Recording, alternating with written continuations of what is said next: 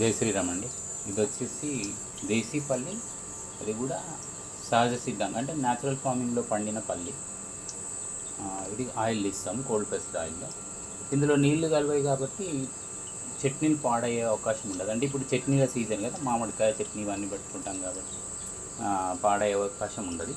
Plus ఈ చెక్క కూడా మన కోళ్ళకి వేస్తాము, గుడ్లు కూడా నాణ్యమైనది వస్తుంది. అందుకే 25 రూపాయలకు చాలా హ్యాపీగా తీసుకుంటారు. ఎందుకంటే క్వాలిటీ ఫుడ్ ఇస్తేనే క్వాలిటీ ప్రొడక్షన్ వస్తుంది. దానివల్ల ఏదైతే మనము హాస్పిటల్ ఛార్జీలు చాలా తగ్గించుకోవచ్చు. ఎందుకంటే ఆహారమే ఔషధం. ఎప్పుడైతే ఆహారం విషమైందో మనం అడిషనల్గా ప్రతిరోజు ఔషధాన్ని వేసుకుంటున్నాము. ఔషధం వల్ల నష్టమే కానీ మన శరీరానికి మాత్రం ఏం లాభం చేకూరుతుంది.